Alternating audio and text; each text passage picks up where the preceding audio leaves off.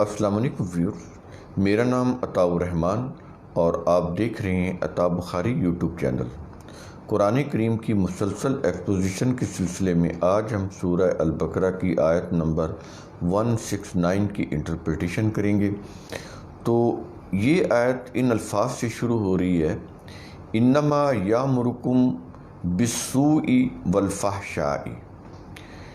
شیطان کے سلسلے میں وہ بات کر رہا ہے، اور پیچھے جو آیت آ گئی ہے حرام، وہ جو بتا رہا ہے کہ جو چیزیں اللہ نے زمین میں حلال اور طیب پیدا کی ہیں اس میں سے کھاؤ، اور آگے اس نے کہا ہے کہ وَلَا تَتَّبِعُوا خُطُوَاتِ الشَّيْطَانِ، شیطان کے نقش قدم پر نہ چلو۔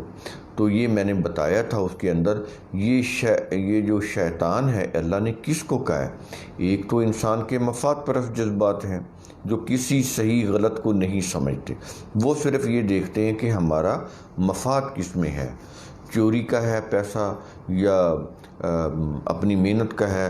تو وہ جو مفاد پرست جذبات ہوتے ہیں، سرکش جذبات ہوتے ہیں، ان کو اس سے کوئی غرض نہیں۔ ضرورت پوری ہونی چاہیے، پیسہ ہونا چاہیے، اور اس سے ضرورت پوری ہونی چاہیے۔ وہ پیسہ حلال ہے، حرام کی کمائی سے آیا ہے یا حلال ذرائع سے آیا ہے، وہ جو سرکش جذبات ہوتے ہیں اس کو اس سے کوئی غرض نہیں ہوتی۔ پیسہ چاہیے بائی ہک اور کروک، خواہشات پوری ہونی چاہیے، ڈیزائر پوری ہونی چاہیے بائی ہک اور کروک۔ تو یہ چیز ہے جس کو قرآن نے شیطان کہا ہے۔ تو یہ تو ایک تو انسان کے جذبات ہو گئے جو سرکش جذبات ہیں، مفاد پرست جذبات ہیں، اور دوسرے معاشرے کے اندر پریسٹ ہوتے ہیں، پریسٹ جو ان کو بتاتے ہیں کہ اپنے مذہبی قوانین کی روح سے کہ یہ حرام ہے، ہمارے نزدیک یہ حلال ہے۔ ہر جو فرقے کا جو پریسٹ ہوتا ہے وہ اپنے مذہبی قانون کی روح سے، کیونکہ ہر فرقے کا مذہبی قانون مختلف ہوتا ہے، تو وہ اپنے مذہبی قانون کی روح سے بتاتا ہے کہ ہمارے نزدیک یہ حلال ہے، یہ حرام ہے۔ تو اللہ تعالیٰ نے کہا ہے کہ کسی انسان کو یہ اختیار حاصل نہیں کہ وہ اس طرح سے مذہبی طور پر حرام اور حلال چیزوں کا فیصلہ کرنے بیٹھ جائے۔ تو وہ یہ کہتا ہے کہ جو چیزیں بھی زمین میں حلال اور طیب ہیں ان کو کھاؤ۔ تو اور اس سلسلے میں بنیادی قرآن نے بات بتا دی ہے کہ وہ ہائیجینیکل ہونی چاہیے، اس سے انسان کی جو ہیلتھ ہے اس کے اوپر کوئی برا اثر نہیں پڑنا چاہیے۔ اگر برا اثر پڑتا ہے تو وہ کہتا ہے کہ اس کے لیے تمہیں عقل و فکر دی ہوئی ہے، تم خود معلوم کر سکتے ہو کہ ان چیزوں کے کھانے سے انسانی صحت کے اوپر برے اثرات مرتب ہوتے ہیں، تو وہ پھر چھوڑ دو، وہ پھر تمہارے لیے ہائیجینیکل نہیں ہے۔ تو ایک چیز تو یہ ہوگی جس میں ہم نے بات واضح کی، اور اس آیت کا اختتام اس پہ ہوا تھا کہ انَّهُ لَكُمْ عَدُوٌّ مُّبِينٌ۔ وہ یہ کہتا ہے کہ شیطان جو ہے وہ تمہارا کھلا دشمن ہے۔ مبین کا مطلب ہوتا ہے واضح، بالکل کلیئر، کرسٹل کلیئر، بالکل واضح، کہتا کھلا ہوا تمہارا دشمن ہے۔ تو اس کی جو چالیں ہیں اس سے بچو۔ تو اس میں ہم نے واضح کی کہ شیطان کیا ہوتے ہیں۔ ایک تو انسانی جذبات، مفاد پرست جذبات جو صرف اپنا فائدہ دیکھتے ہیں، صحیح اور غلط کو نہیں دیکھتے، اور دوسرے معاشرے کے اندر پریسٹ جو ان کو کہتے ہیں کہ ہمارے مذہب کی روح سے یہ حرام ہے، یہ حلال ہے۔ تو کہتا ہے کہ یہ جو شیاطین ہیں ان کے نقش قدم پر نہ چلو، اور اپنی عقل و فکر کو استعمال کرو، اللہ کے ضابطوں کے تحت جو اللہ کے ضابطے اور قوانین ہیں ان کی روح سے اپنی عقل و فکر کو استعمال کرو اور خود فیصلہ کرو۔ یہ چیز ہوگی۔ اور آگے کہہ رہا ہے انما یامرکم بالسوء والفحشاء۔ اب یہی بات آگے اس کو چلا رہا ہے، کہتا ہے کہ یہ جو شیطان ہے وہ تمہیں حکم کرتا ہے کس چیز کا؟ بالسوء والفحشاء، بری چیزوں کا، اور فحشاء اور برائی۔ یعنی یہ جو فحشاء، میں بتاتا ہوں فحشاء کیا ہوتا ہے۔ ہمارے نزدیک تو فحشاء اور طرح سے ہو گیا، یہ عربی کا لفظ ہے، اس کے اندر فحشاء میں کیا چیزیں آتی ہیں۔ پہلے یہ چیز سمجھ لیں کہ وہ کہتا ہے کہ انما کا مطلب ہوتا ہے صرف، وہ تو صرف یامرکم۔ یہ یامرو کیا ہوتا ہے؟ یامرو کا مطلب ایک تو یہ ہوتا ہے نا حکم کرتا ہے یا حکم دیتا ہے، ایکچولی اس کا صحیح معنی ہوتا ہے کہ وہ ڈائریکشن دیتا ہے۔ ڈائریکشن، جیسے کسی محکمے کا ڈائریکٹر ہو تو وہ ڈائریکشن دے رہا ہوتا ہے، یہ کام یوں کرنا ہے، یہ کام یوں نہیں کرنا، ادھر جانا ہے، ادھر نہیں جانا، اس وقت یہ کام کرنا ہے اور اس وقت یہ کام نہیں کرنا، ڈائریکشن آ رہی نا، وہ سمت تعین کر رہا ہوتا ہے، تو اس لیے اس کو ڈائریکٹر بولتے ہیں۔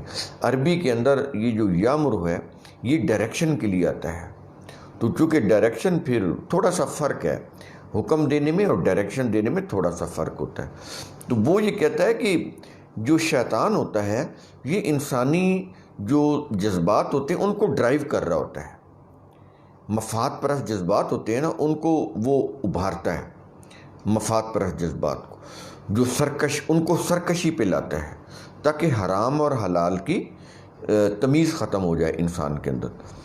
وہ سرکش جذبات انسان کے اندر جب حرام اور حلال کی تمیز ختم کر کے اس کو کسی چیز کے اوپر آمادہ کرتے ہیں تو وہ انسان قتل بھی کر دیتا ہے، کسی کا ریپ بھی کر دیتا ہے، سوڈمی کیس میں بھی انوالو ہو جاتا ہے، کسی کو لوٹ بھی لیتا ہے، ڈکیٹی بھی کر لیتا ہے، جھوٹ بھی بول لیتا ہے، دھوکہ بھی کر لیتا ہے، فراڈ بھی کر لیتا ہے، رشوت بھی لے لیتا ہے، کرپشن بھی کر لیتا ہے۔ تو ان چیزوں سے سمجھ رہے ہیں کہ شیطان قرآن کس کو بول رہا ہے اور مذہب نے شیطان کس کو بنایا ہوا، اللہ کے مقابلے میں قوت جو برائی کی قوت ہے، بالکل یہ قرآن کے خلاف ہے۔ کوئی ایک قوت نہیں اللہ کے مقابلے میں کہ وہ انسانوں کو ایسے کر رہی ہے، بالکل یہ غلط کانسیپٹ ہے شیطان کا۔ تو اس لیے میں بار بار رپیٹ کر رہا ہوں کہ شیطان کے لفظ سے وہ جو مذہب نے دھوکہ دیا ہے تو اس سے بچیں۔ شیطان انسان کے سرکش جذبات یا پھر پریسٹ جو اس کو اللہ کے راستے سے اس کی کتاب سے ہٹا کر اپنی کتابوں کی طرف لے کر جاتے ہیں، اللہ کے دین سے ہٹا کر ان کو اپنے مذہب کی طرف لے کر جاتے ہیں، اللہ سے ہٹا کر ان کو اپنے وہ جو پریسٹ ہوتے ہیں، ان کے ہیڈ پریسٹ ہوتے ہیں، ان کی طرف لے کر جاتے ہیں۔ تو ان کو قرآن شیطان یا شیاطین بولتا ہے۔ تو وہ یہ کہہ رہا ہے کہ ان کی پیروی نہ کرنا ایک چیز ہوگی، اور آگے وہ کہتا ہے اس کی لاجک پھر بتا رہا ہے کیوں پیروی نہیں کرنی، کیوں ان کے نقش قدم پر نہیں چلنا، کیوں وہ تمہارا سری دشمن ہے۔ کہتا ہے یامرکم بالسوء والفحشاء، وہ تمہیں ڈائریکشن دیتا ہے کہاں؟ برائی کی طرف اور فحشاء کی طرف۔ اب سو جو ہے برائی، یہ تو آپ جانتے ہیں برائی کیا ہوتی، ایول، کوئی بھی برائی جس کو بھی آپ قرآن کی روح سے سمجھ لیں یا خود اپنے عقل و فکر کی روح سے معاشرہ خود سمجھ لیتا ہے اور کہ یہ چیز برائی ہے۔ دیکھیں، آپ کو پتہ ہے کہ جھوٹ بولنا ایک برائی ہے، آپ کو پتہ ہے کہ دھوکہ دینا ایک برائی ہے، آپ کو پتہ ہے کہ انسانوں کو تذلیل کرنا، ان کے اوپر ظلم کرنا ایک برائی ہے، آپ کو پتہ ہے کہ کسی کے ساتھ جھوٹا وعدہ کرنا ایک برائی ہے۔ تو یہ پتہ ہے کہ برائی کیا ہوتی، آپ کو پتہ ہے کہ ذخیرہ اندوزی یا ہولڈنگ کرنا برائی ہے اور اس کے بڑے نقصانات ہیں، آپ کو پتہ ہے کہ کسی کے ساتھ بدعہدی کرنا بہت بڑی برائی ہے۔ تو یہ کوئی بھی برائی ہو، وہ زنا ہو، وہ کسی نشے میں مبتلا ہو کر شور اور غل گپاڑا کرنا، کوئی اس طرح کی بدمستی میں آ کر کوئی ایسی کوئی اللیگل چیزیں کرنا، یہ ساری چیزیں کوئی بھی ہوں، ایول سب لوگ جانتے ہیں ایول کیا ہوتا ہے۔ تو کہتا ہے ایک تو بالسوء کے اندر وہ تمام قسم کی جو ایول ہوتی ہیں، جو برائی ہوتی ہے وہ آ جاتی ہے، اور آگے کہتا ہے والفحشاء، یہ فحشاء کیا ہوتا ہے؟ ہم نے فحشاء کو صرف یہ کر لیا کہ کوئی مرد یا عورت، لڑکی یا لڑکا، وہ کوئی نیکڈ ہوں یا سیمی نیکڈ ہوں، تھوڑے نیم برہنہ ہوں، یا کہیں پہ کوئی ان کی کوئی غلط حرکت کرتے ہوئے پکڑے جائیں تو ہم کہتے ہیں کہ یہ فحاشی کر رہے تھے، فحشاء۔ تو قرآن کریم یہ جو فحشاء کا لفظ لے کر آتا ہے یہ بڑا جامع لفظ ہے، اس کے اندر جو اخلاقی طور پر جتنی بھی برائیاں ہیں وہ ساری آ جاتی ہیں، چاہے وہ سیکس سے ریلیٹڈ ہوں، چاہے وہ اکانومی سے ریلیٹڈ ہو، یعنی سیکس بھی آ گیا، اس کے اندر اکانومی بھی آ جاتی ہے۔ جیسے عرب کے اندر جو لوگ ذخیرہ اندوزی کرتے تھے، چیزوں کو چھپا لیتے تھے، اور جب اس کی قلت ہو جاتی تھی تو اس کو مہنگے داموں کے اوپر فروخت کرتے تھے، تو قرآن کریم نے وہاں بھی ان فحشاء کا لفظ استعمال کیا ہے۔ اندازہ لگائیں قرآن کریم کے الفاظ کتنے جامع ہیں. ہم نے تو صرف ان کو وہ سیکس تک محدود کر دیا نا، کہ کوئی خاتون یا بندہ اس طرح کی بری حرکت کرتا ہوا پکڑا جائے، یا کوئی نیکڈ ہو، نیم بنانا ہو، کوئی اس طرح کی فوش حرکات کرتے ہیں تو ہم کہتے ہیں کہ یہ فوش حرکتیں کرتے ہوئے پکڑے گئے.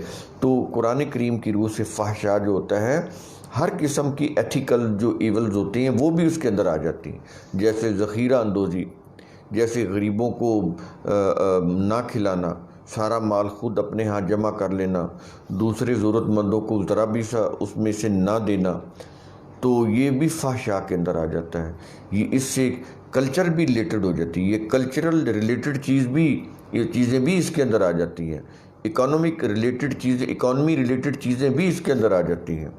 سیکس سے ریلیٹڈ جو ایتھیکلی چیزیں ہوتی ہیں، ایتھکس کے ریلیٹڈ، وہ بھی اس کے اندر آ جاتی ہیں. تو یہ بڑا جامع لفظ ہے فحشا کا. تو وہ یہ کہتا ہے کہ جو شیطان ہوتے ہیں وہ تو تمہیں سو اور فحشا، بری چیزیں یعنی ایول اور فحشا، اس کی طرف تمہیں لے کے بڑھنا چاہتا ہے، اس سمت تمہیں موڑنا چاہتا ہے، اس کا تمہیں حکم دیتا ہے کہ تم برائی اور فحشا کا کام کرو. میں نے بتایا فحشا کیا ہوتا ہے. اور آگے کہہ رہا ہے وَأَن تَقُولُوا عَلَى اللَّهِ مَا لَا تَعْلَمُونَ، اور اس چیز پر بھی وہ تمہیں اکساتا ہے کیا کہ تم ایسی باتیں اللہ کے متعلق کہو جنہیں تم جانتے ہی نہیں، اور کہہ دو یہ اللہ کی بات ہے. اب غور کریں اس کے اوپر، ذرا سوچیں قرآن کیا کہہ رہا ہے. کتنی چیزیں ہیں جو ہم یہ کہہ دیتے ہیں اسلام میں ہے جی، اسلام میں یہ نہیں ہے، اسلام میں وہ ہے، وہ چیز اسلام میں ہے، یہ چیز اسلام میں نہیں ہے. اپنی طرف سے کہہ رہے ہوتے ہیں، کوئی دلیل نہیں ہوتی. اپنی طرف سے کہہ رہے ہوتے ہیں کہ قرآن میں آیا، قرآن میں نہیں آیا ہوتا. موسٹلی جتنے بھی مذاہب یا ان کے فرقے ہیں، وہ محسوس ایسے ہی ہوتا ہے جیسے اللہ کا حکم ہے. وہ جو کچھ بھی کر رہے ہیں، جو بھی حرام حلال، جو بھی صحیح غلط بتا رہے ہیں، وہ ایسے فیل کراتے ہیں جیسے اللہ کا حکم ہو. اللہ کا حکم نہیں ہوتا. وہ ان کے جو پریسٹ ہوتے ہیں، انہوں نے وہ چیزیں بنائی ہوتی ہیں اپنے عقل و فکر کی روح سے یا اپنے مفاد کی روح سے، تو وہ اللہ نے نہیں کہی ہوتی. اب دیکھیں یہاں اس چیز کو قرآن کتنا اس کے ساتھ ان ٹچ کر رہا ہے، ریلیٹ کر رہا ہے، کورلیٹ کر کے بیان کر رہا ہے. یعنی جو ایول ہے اس کو، اور فحشا کو، اور پھر وہ باتیں جو مذہب کے نام کے اوپر کہی جاتی ہیں کہ یہ اللہ کی طرف سے ہیں.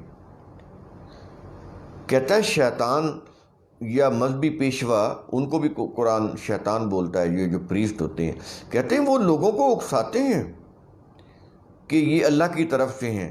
تو کہتا ہے یہ اللہ کی طرف سے نہیں ہوتی. تو کہتا ہے ایسا اپنا عقل و فکر کو اس طرح سے استعمال کرو تو تمہیں سمجھ آ جائے گی کہ جن چیزوں کو وہ خود ہی جیسے حرام اور حلال کے فیصلے کر رہے ہیں، اس کی لسٹیں بنا رہے ہیں حرام اور حلال کی، پھر خود ہی ان کی بحثیں جاری ہیں.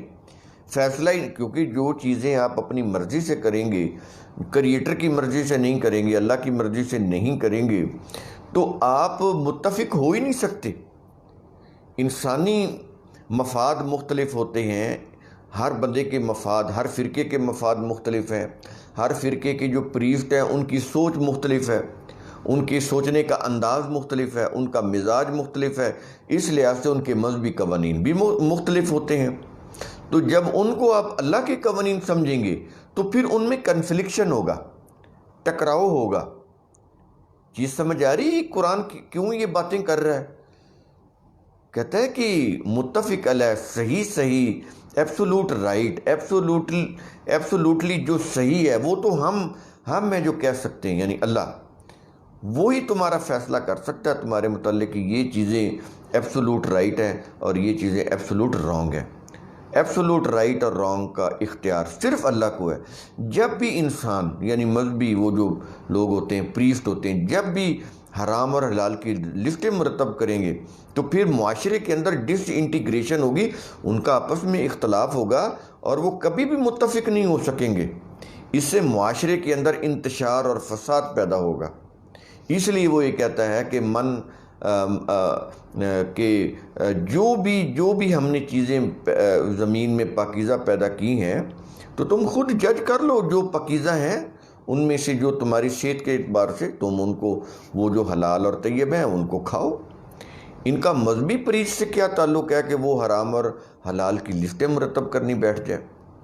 تو یہ چیز، اور وہ جو شیطان ان کو ایول کی طرف اور فحشاء کی طرف اور ایسی چیزیں جن کو دین بنا کر پیش کرتا ہے اور لوگ سمجھتے ہیں یہ اللہ کی طرف ہے، کہتا ہے کہ ان چیزوں سے بچو۔ اس کو وہ کہہ رہا ہے کہ وَلَا تَتَّبِعُوا خُطُوَاتِ الشَّيْطَانِ، شیطان کے نقش قدم پر نہ چلنا۔ اب سمجھ آئی قرآن کس چیز کو کہہ رہا ہے؟ شیطان کا نقش قدم، اور اس سے منع کر رہا ہے، یہ ہے چیزیں۔ تو اس طرح سے آپ قرآن کریم کے الفاظ کے اوپر جب غور کریں گے، بڑی ڈیپتھ ہے ان الفاظ کے اندر، تو وہ مذہبی تراجم سے تو سمجھ نہیں آئے گی۔ آپ قرآن کریم کا جو انداز ہے اس کو سمجھیں کہ یہ بات کیسے کرتا ہے، اس کا انداز اسلوب کیا ہے، اس کو سمجھیں گے، اس کے لٹریری میننگز کو سمجھیں گے۔ جہاں پر وہ لٹریری میننگ کی روح سے بات کرتا ہے، لٹریری میننگ کی روح سے سمجھیں۔ جہاں پر وہ ایڈیامیٹک فریزز لے کر آتا ہے، جہاں پر وہ پروورب لے کر آتا ہے، تو پھر اس لحاظ سے اس کا ترجمہ ہوگا۔ اب جہاں پر وہ ایڈیامیٹک فریزز یا پروورب لے کر آتا ہے، تو وہاں پر آپ جب لفظی ترجمہ کریں گے تو اس کے میننگ غلط ہو جائیں گے۔ تو اس طرح سے قرآن کریم کو سمجھنے کی ضرورت ہے۔ تو بات کیا ہوئی کہ شیطان کیا کرتا ہے اور کون ہوتا ہے؟ میں نے بتایا شیطان کون ہوتا ہے، میں نے واضح کیا۔ پھر میں نے یہ بتایا کہ شیطان جو ڈائریکشن دیتا ہے انسانوں کو، وہ ایول کی طرف، فحشاء کی طرف اور ایسی چیزوں کی طرف جو اللہ نے نہیں کہی ہوتی، اور انسان کہہ رہے ہوتے ہیں کہ یہ اللہ کا دین ہے، یہ اللہ کی کہی ہوئی بات ہے، یہ اللہ کا قول ہے۔ وہ اللہ کا قول یا اللہ کا دین نہیں ہوتا، وہ ان کے پریسٹ نے بنایا ہوتا ہے، اسی کو وہ اللہ کا دین یا اللہ کی بات وہ سمجھ رہے ہوتے ہیں کہ یہ اللہ کا قول ہے، یہ اللہ کا دین ہے۔ بالکل نہیں، قرآن کے اندر ہے جو کچھ۔ تو وہ یہ کہتا ہے کہ جو کچھ ہم نے کہنا تھا انسانوں کو، اس قرآن کے اندر کہہ دیا، بتا دیا، یہ کمپلیٹ ہے، چیک کر لو، جو چیز اس کے اندر ہے وہ قرآن، وہ دین ہے، اسی کے اوپر دین کی بنیاد رکھی جا سکتی ہے، اسی کے اوپر ہدایت ہے۔ جتنی بھی ہدایت کی چیزیں ہم نے اس کے اندر بیان کر دی ہیں، جو بھی گائیڈنس ڈائریکشن تھی ہم نے اس کے اندر بیان کر دی، وہ قرآن سے باہر نہیں ہے، قرآن کے اندر ہے۔ تو یہ چیز ہے، اس کو بڑے ہی غور سے آپ سمجھیں، تدبر کریں۔ قرآن کریم کا اصول ثم تتفکروا، تھنک اگین کا اصول بڑا ہی سائنٹیفک اصول ہے۔